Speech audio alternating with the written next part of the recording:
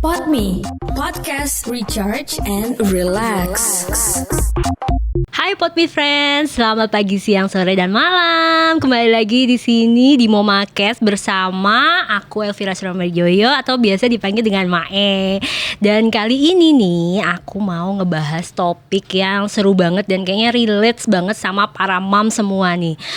Tapi sebelumnya aku mau kasih fun fact dulu ya nih, bahwa ternyata berdasarkan survei nih, pengguna pinjol alias pinjaman online itu paling banyak adalah perempuan yang sudah menikah alias seorang ibu.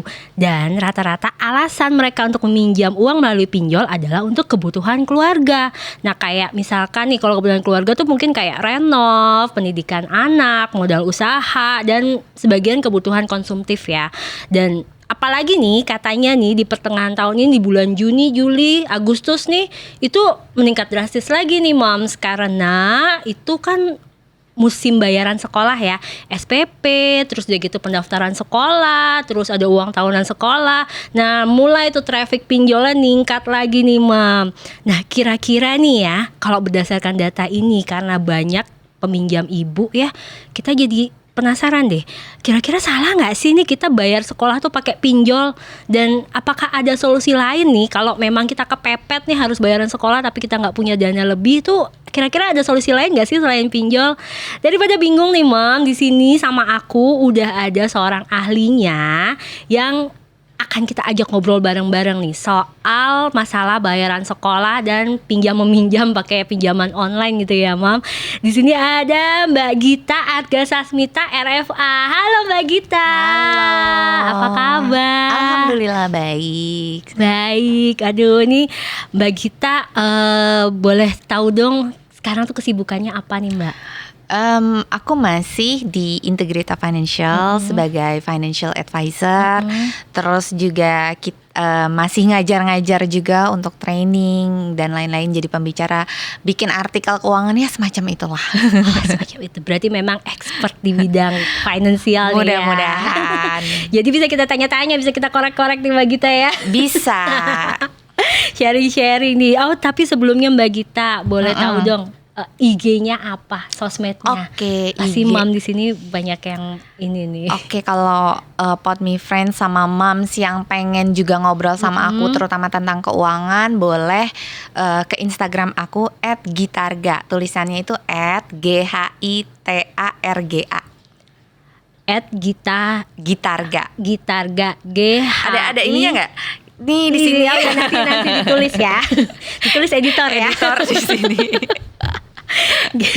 Oke, jadi jangan lupa nanti di follow juga mom semuanya, bisa ngobrol-ngobrol. Setelah sini pasti kan akan ada banyak timbul pertanyaan nih ya. Bisa DM-an. Kalau masih penasaran, masih banyak yang pengen ditanyakan, bisa langsung ke Mbak Gita untuk tanya nanti via Instagram. Oke.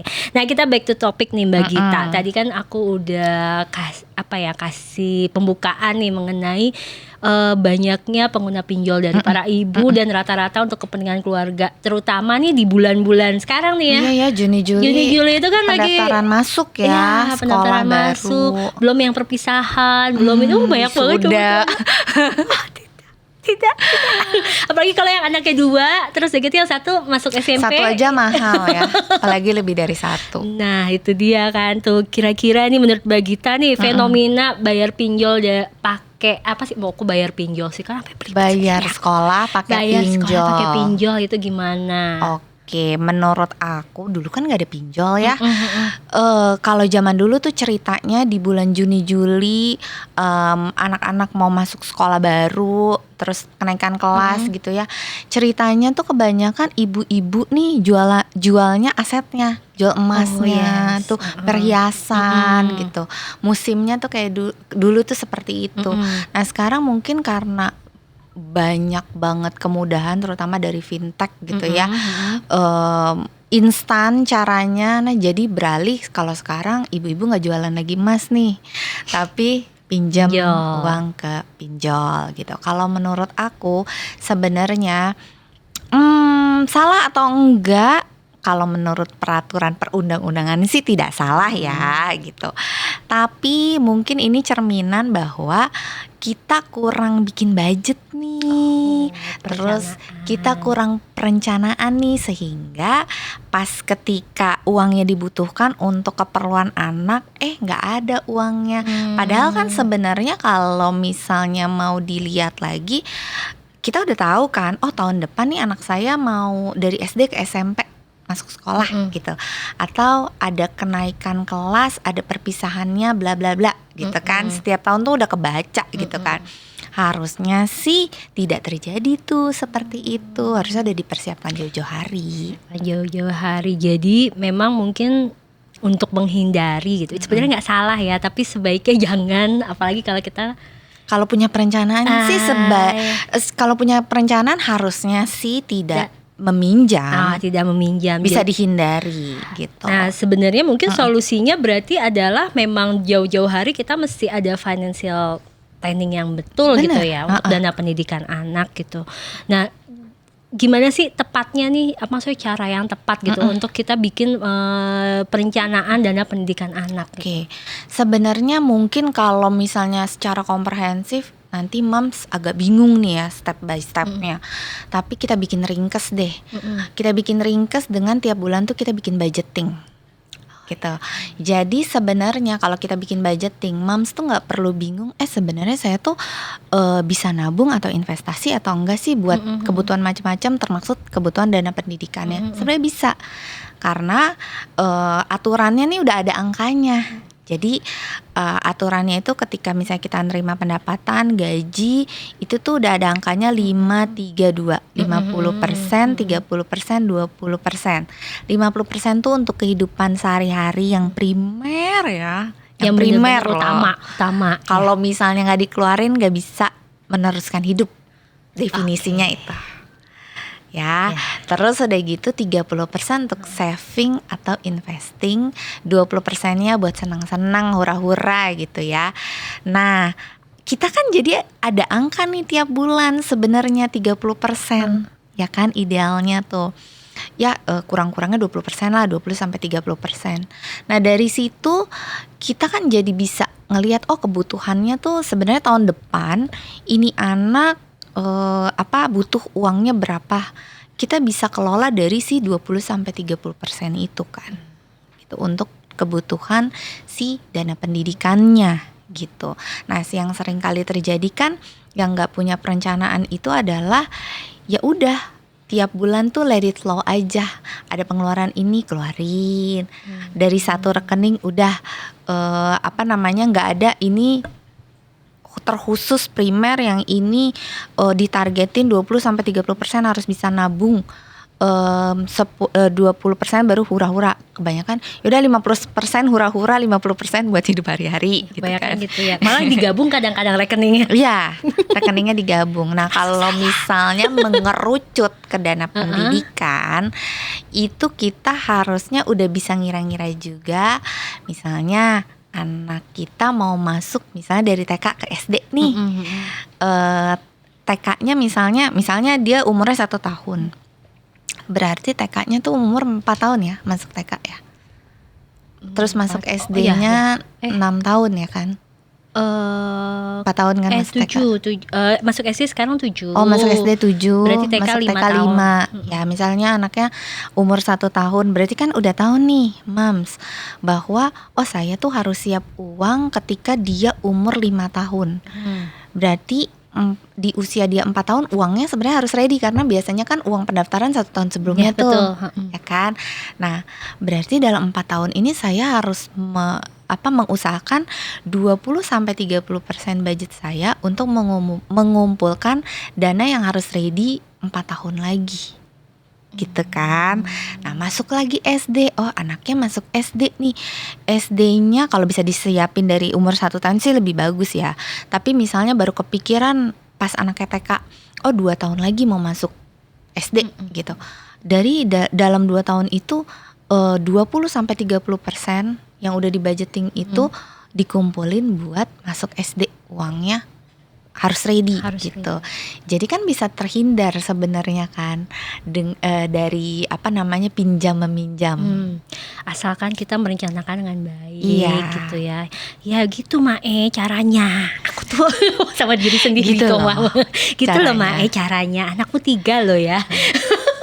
Dan kalau misalnya jadi moms nih ya kita tuh harus bisa mimpi ngebayangin. Iya. Kak, ini anak saya nih sebenarnya saya pengennya dibentuk kayak apa, berarti sekolahnya tuh harus di mana nih standarnya gitu. Kadang kan kita anaknya masih baik kok, Ntar udah nanti aja aja gitu. lah gitu. Nanti kaget pas udah terima informasi macam-macam, ada metode apa sih sekarang Montessori, Banyak Montessori, lah apa ya. terus ada belum sekolah alam, terus apa lagi ya? Belum yang sekolah banyak banget ya gitu, internasional. Kan. Macem-macem. Nah itu harus udah dibayangin sedini mungkin mau dibentuk kayak apa, sekolahnya semacam apa, cocok nggak nih sama pendapatannya gitu. Kalau nggak cocok berarti tapi saya pengen banget anaknya ini Montessori school tapi mahal, nggak cocok sama pendapatan saya. Jadi bisa diusahain dengan berarti saya harus punya rencana karir yang A, B, C. Saya harus punya source of income yang lain bla bla bla gitu. Jadi udah jauh-jauh hari terplanning ya. Karena memang itu urusan jangka panjang sih ya kalau kayak gitu ya. Salah satu tujuan keuangan yang harus sustain banget adalah dana pendidikan. Tuh. Seumur hidup loh. Iya. Hampir. Apalagi kalau anaknya banyak. Seumur hidup banget. Anak banyak. Banyak. Baiklah, jadi tadi kan aku pokoknya tadi 50, 30, 20 ya kan. Apakah kita nih yang 30 ini harus dalam bentuk tabungan cash atau memang kita bisa dalam bentuk yang lain sih? Ada disarankan dalam bentuk lain nggak sih? Karena kan ini jangka panjang ya, maksudnya tadi kan sustain gitu untuk pendidikan. Kita nggak menutup kemungkinan namanya inflasi juga kan, Benar. gitu ya. Itu pasti ada gitu penurunan nilai uang tuh ada yang mungkin di tahun ini 500.000 ya nilainya sekian bisa kebeli apa, nanti nggak tahu kita tahun sekian itu ya cuma kebeli apa gitu. Nggak usah jadi telur aja kan. Beberapa tahun lalu tuh 16.000 tuh kebeli sekilo. Indomie 10 tahun yang lalu 500 perak. Iya. Indomie tuh inflasinya gede loh, 15%. Aku tuh nggak ngeh malah. Karena kan kecil nilainya. Iya kecil. Aku tahu sadarnya itu adalah saat dia dari 1.500 jadi 3.000. Itu baru sadar aku. Wow. Ini ada apa gitu. Terus kemarin telur dari berapa biasanya aku biasanya beli kerat-keratan kan. Biasanya itu 50.000 itu dapat 30. Dapat 30 kan. Kemarin itu tiba-tiba kaget 61.000. Itu berarti kan ini inflasinya lumayan ya. 10.000 itu berarti berapa persen tuh dia? Aku nyerah ngitung. Pokoknya naik 10.000 aja kalau mama kan ya. Jadi berarti kan memang di situ kan ada penurunan nilai. Apakah kita memang harus cash atau disarankan untuk dalam bentuk investasi lain yang supaya kita bisa benar-benar long term jangka panjang, apakah deposito, apakah tabungan kayak sekarang ada kayak asuransi pendidikan gitu, apakah harus dalam bentuk ya mungkin dalam emas, saham atau apa gitu, ada nggak gitu yang lebih baik atau mungkin lebih low risk atau gimana gitu? Ada pasti. Jadi yang idealnya disarankan adalah diversifikasi investasi. Jadi bentuknya bisa macam-macam nih.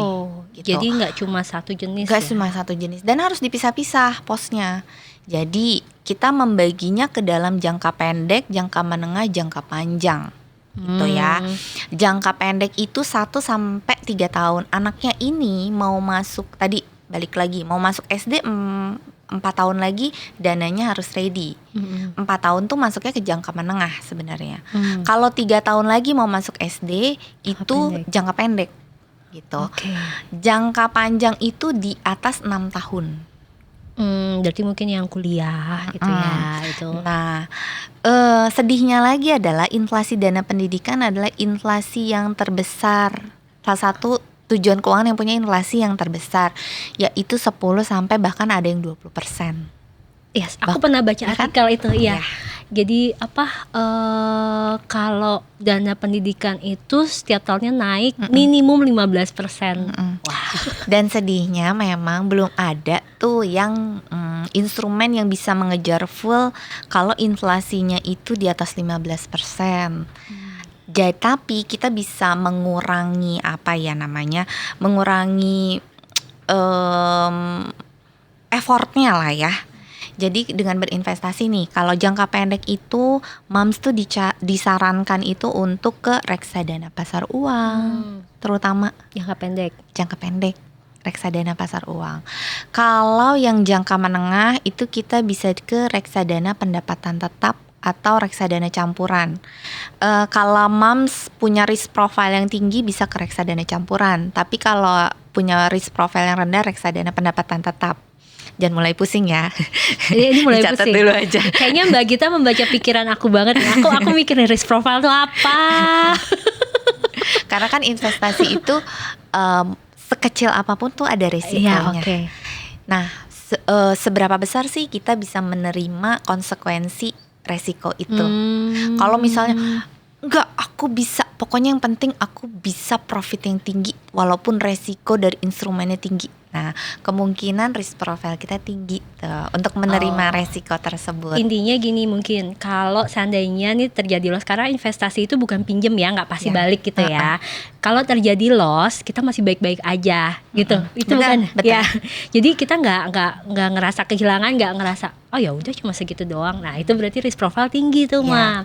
Kalau kita nyesek 10.000 aja hilang, itu risk profile kita rendah gitu. Ya, gitu. Kira-kira. Yang pokoknya yang menengah tuh kalau nggak RDPT, reksadana pendapatan tetap, reksadana campuran. Kalau di atas 6 tahun, Moms bisa pilih misalnya beli saham tertentu ya, tapi nggak semua saham. Jadi saham-saham yang nggak banyak sih pilihannya memang. Terus udah gitu reksadana saham atau reksadana indeks gitu. Semuanya berbasis saham. Cuma bedanya kalau beli ada yang lebih seneng beli saham sendiri aja gitu. Ada yang lebih seneng aku nggak mau pusing, aku mau dibeliin sama orang aja, aku beli di reksadana saham atau reksadana indeks gitu. Ini tuh sebenarnya berfungsi kenapa sih dibeda-bedain jangka pendek, jangka menengah, jangka panjang, supaya resikonya juga terkelola dengan baik.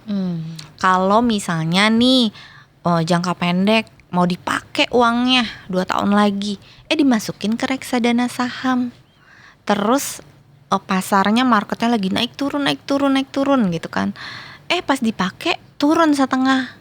Nah itu kan nggak sesuai itu jadinya. Tapi kenapa reksadana saham yang berbasis saham itu dimasukkan ke dalam jangka panjang? Karena dia pasti fluktuatifnya tinggi, tetapi profitnya itu bisa kurang lebih mengejar angka inflasinya. Gitu. Jadi kalau misalnya nih hitung-hitungannya ya, kalau ada satu universitas terbaik lah ya di Jakarta, swasta, dia punya dana pendidikan dia tuh full range-nya tuh di 350 juta average-nya. Nah terus ketika dihitung-hitung mau 10 tahun itu kita harus nyiapin sekitar hampir 1,5 M. Jauh ya. Mau gak mau harus investasi, harus mengambil resiko gitu. Aku tuh ngobrol sama Mbak Gita jadi mikir loh ya. Anakku 3. Pengennya tuh kuliahnya tuh di luar negeri kan. Tapi di luar negeri inflasinya lebih kecil. Rendah, karena memang saya pikir-pikir ya. Aku pernah waktu itu ngobrol sama temanku lah, dia bilang dia memutuskan menyekolahkan anaknya di Malaysia waktu itu. Nanya kenapa Malaysia, dia bilang kalau dihitung-hitung biaya tahunan itu termasuk biaya hidup pun itu masih jauh lebih murah. Gue mau menyekolahkan anak gue ke Malaysia ketimbang ke swasta di Indonesia katanya gitu. Makanya tuh mulai berpikir gitu. Coba kan tapi tetap ya pasti akan ada inflasi dan Inflasi. harus dipikirin dari sekarang Benar. gitu kan.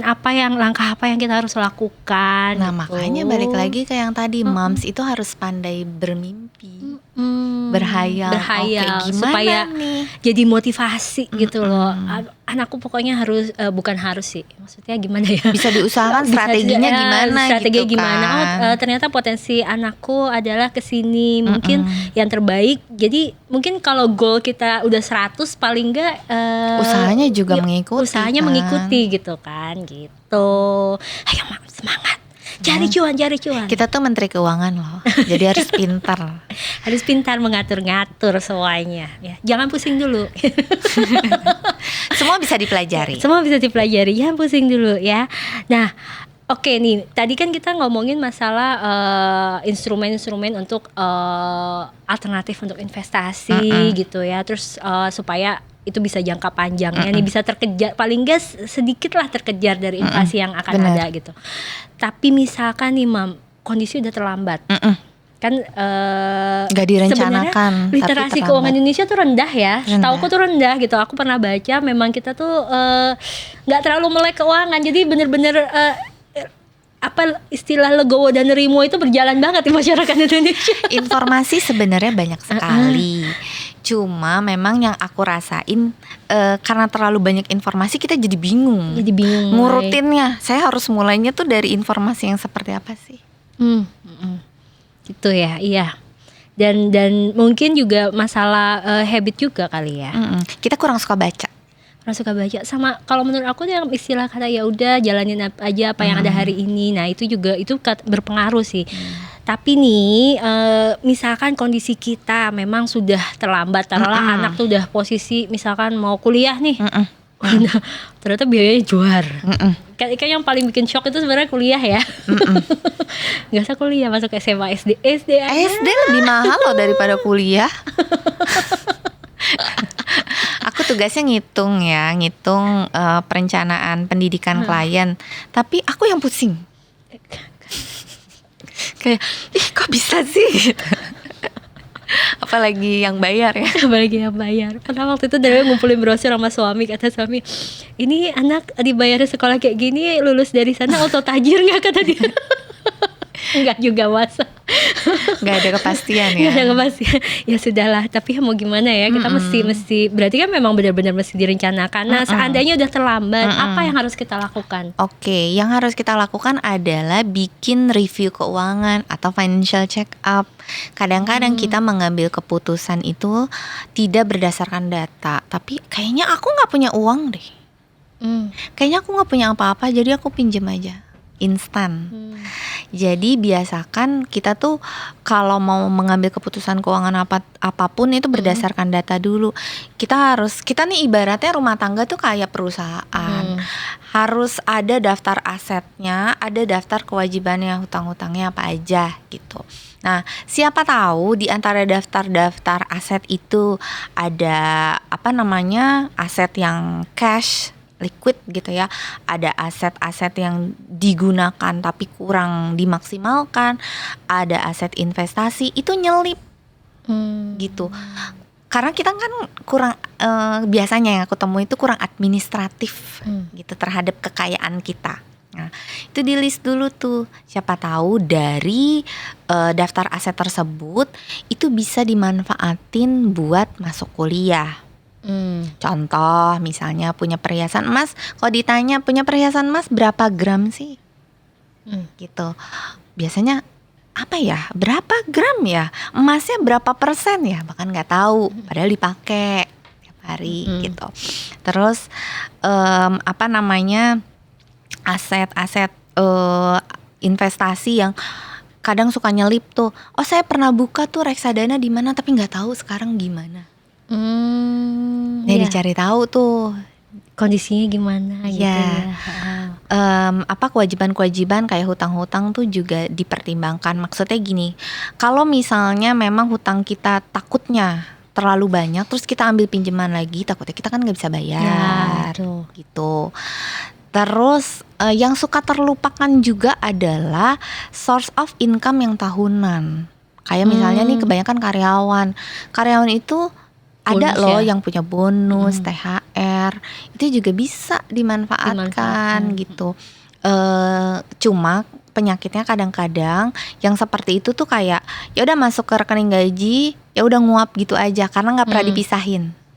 Atau bisa jadi ya karena memang mereka nggak direncanain juga gitu Gak loh. direncanain, jadi ya Heeh. udah abisinnya juga nggak terencana Iya, kan.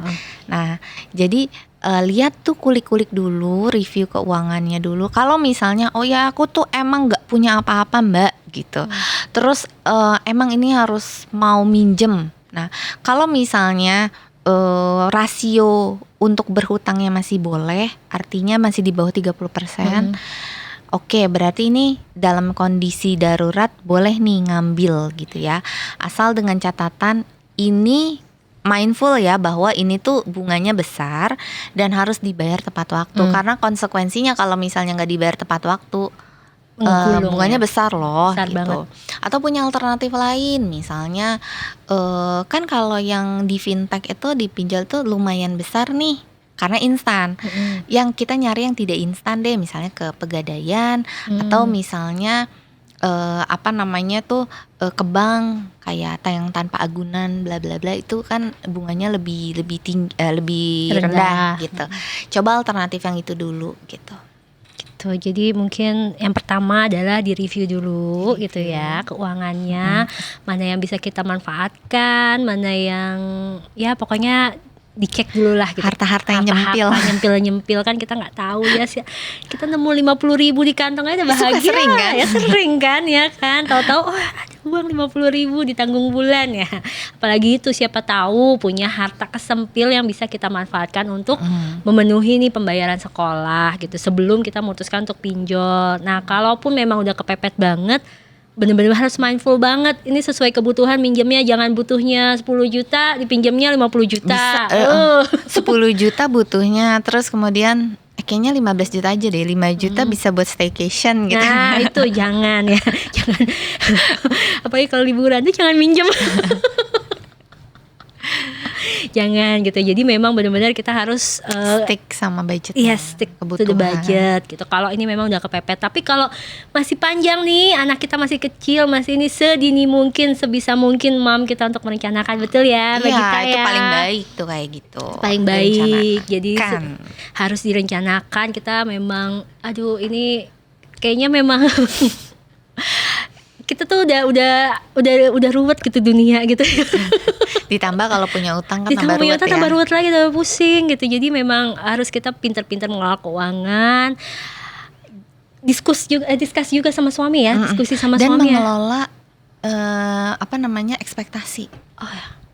Karena seringkali juga kita demi anak sekolahnya harus yang mahal, padahal kemampuannya nggak masuk ke situ. Tuh dia. Itu apa tuh namanya? Mindfulness terhadap kemampuan ya. Ya, itu tipikal. Mungkin gini, kemarin tuh sempat ada yang terjadi perdebatan di FYP TikTok yang masalah sekolah negeri dan swasta gitu ya, masalah pride dan kebutuhan. Jadi intinya kita mungkin nggak menyalahkan salah satu gitu ya, tapi sebisa mungkin kita itu memang memilih sekolah anak itu ya sesuai dengan kebutuhan anak, bukan masalah Kebutuhan dan kemampuan. Iya, kebutuhan dan kemampuan dompet kita gitu. Jangan sampai dompet kita masuknya negeri tapi ngambilnya sekolah internasional gitu kan, pusing nanti mau. Biaya sosialnya juga tinggi. Biaya ya. sosial tinggi gitu. Mungkin kebayar SPP tapi kan kita juga mesti maintain biaya sosial ke anak gitu. Karena itu sering terjadi loh Mam kayak gitu. Sering banget. Aku maksudnya ini ada agak-agak out of topic gitu. Kebetulan tadi di jalan aku ngobrol nih sama Mam Irma ya kan. Aku dulu bersekolah di sekolah swasta, SD SMP itu yang cukup menengah ke atas lah. Memang keluargaku juga menengah ke atas gitu. Tapi niat sekolah ini baik. Dia ingin menyekolahkan anak-anak yang kurang mampu, free di sana dimasukin. Tapi dia hanya provide kebutuhan sekolahnya saja gitu kan. Tapi otomatis kan terus dia gitu dia tidak menerapkan peraturan oke kamu nggak boleh misalkan pakai sepatu yang mahal atau apa Oke. gitu, makanya jadi mereka lost nih orang sih yang memang orang-orang yang menengah ke atas ini lost gitu. Nah terjadilah di situ kan, jadi ada gapnya tuh berasa. Oh iya benar itu juga tuh salah Iya, satunya. dan itu jadi objek bully akhirnya. Endingnya tuh jadi masalah yang aku dengerin sampai kata sekarang tuh masih terjadi gitu. Itu padahal kita udah di sini nih udah 30 tahun lebih ya gitu. Berarti kan itu udah bertahun-tahun Nah, ya, jadi benar. budaya di sana gitu. Jadi memang mungkin seperti aspek sosial itu dalam memilih sekolah anak juga perlu dipertimbangkan. Mungkin kebayar mungkin kebayar SPP-nya. Tapi kita mungkin mesti mikirin oke, anakku masih bergaul seperti ini. Kasihan ya soalnya ya. Aku sanggup gak untuk provide pergaulan yang seperti ini. Itu yang perlu dipertimbangkan. Nah, kira-kira gimana sih Mam nih? Mungkin agak balik lagi, agak off topic lagi nih tapi masih nyambung sih ke pinjol dari urusan sekolah. Gimana kita identifikasinya nih? Kalau memang harus kepepet banget pengen pinjol nih, jangan sampai kita kejebak sama pinjol yang ilegal itu. Yang pasti selalu ada tulisan OJK-nya, tapi takutnya ini dipalsukan. Jadi gitu ya. banyak juga. Jadi cek juga di websitenya OJK, di situ ada perusahaan fintech apa saja yang sudah berlisensi di OJK. Itu ada kok daftarnya. Ada daftarnya. Ada daftarnya. Jadi sebelum kita memutuskan untuk mengambil pinjaman di mana, coba berkunjung dulu ke websitenya OJK. Di situ lihat perusahaan-perusahaan fintech yang memang sudah ada di bawah pengawasan OJK. Yes, jangan sampai terjebak. Karena kalau udah kejebak itu wow. Banyak kasusnya ya, jangan sampai ya. Dan ingat kalaupun harus kepepet, aduh mindful banget, jangan sampai kita di luar dari kebutuhan gitu. Nah terakhir nih Mama, ada pesan gak sih untuk para moms terkait topik yang kita bicarakan ini? Oke, pesannya mungkin gini ya, kita tuh harus menyadari bahwa moms tuh perannya tuh luar biasa loh di dalam keluarga sebagai menteri keuangan. Kan pengen ya, kita sering pengen disebut menteri keuangan. Nah, tapi memang bener. ya kan? Tapi jangan sampai kita jatuhnya cuma jadi admin keuangan aja. Gitu. Bedanya apa? Kalau misalnya Menteri Keuangan tuh kan harus tahu masa depan keluarga ini akan dibawa kemana gitu kan. Ngatur anggarannya seperti apa, strateginya gimana nih supaya bisa achieve goals keuangan keluarga gitu kan. Terus kalau misalnya admin keuangan gimana? Kalau admin keuangan ya udah uangnya masuk, ya udah bayarin pos ini, bayar makan, bayar ini, udah gitu kasir doang. Ya. Kasir gitu. Nah, kita tuh sebagai Menteri Keuangan tuh berarti kan harus dituntut untuk bisa ngambil keputusan, harus bisa pinter nih ya. Nah, ini harus memicu para moms untuk bisa meningkatkan literasi keuangannya, harus mau komitmen untuk belajarnya untuk lebih tinggi lagi supaya nantinya bisa merencanakan mimpi-mimpi keluarga yang lebih tinggi lagi. Karena dari merencanakan keuangan itu luar biasa loh dampaknya buat anak-anak kita nanti gitu. Dia mau kuliah di mana? Mau kuliah di luar negeri? Oke. Mama bisa nih provide gitu karena uangnya ada. Mama sudah investasi gitu. Mantap, kan keren ya gitu. Biar bisa investasi pastinya momsnya harus pinter juga budgeting tuh tiap bulan anggarannya kayak gimana supaya ada uang untuk bisa diinvestasikan. Belajar instrumen-instrumen investasi.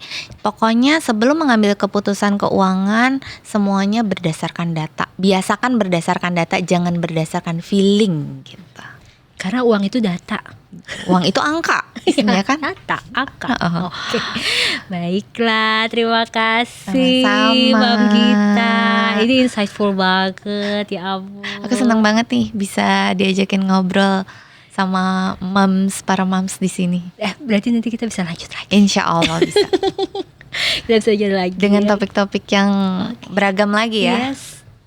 Beragam lagi. Kalau sekarang kan memang kebetulan kan memang waktunya untuk sekolah pendidikan dan lagi rame nih ningkat.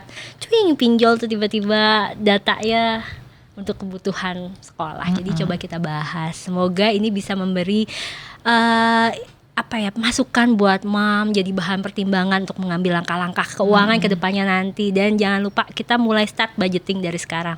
Yang anak-anaknya masih kecil, masih 1 tahun, masih bayi, Manfaatkan. Belum terlambat. masih panjang waktunya, ya kan? Yang ibarat kata yang anaknya udah masuk SD aja tuh masih punya kesempatan lah gitu. Jadi semangat para menteri keuangan, kita bisa. Sekali lagi terima kasih banyak. Terima kasih Mbak Gita. banyak. Ya, jangan lupa follow Instagram aku di sini. apa Mbak Gita, nanti biar editornya gampang nulisnya. @gitarga. GHITARGA. Oke, @gitarga. Oke. Jangan lupa follow ya Mom, dan jangan lupa untuk saksikan selengkapnya, ini ada di Podme, situsnya Podme, dan juga bisa ditonton di YouTube-nya Mom Academy. Sampai jumpa di video Dah, selanjutnya. sampai Bye. jumpa. Terima kasih.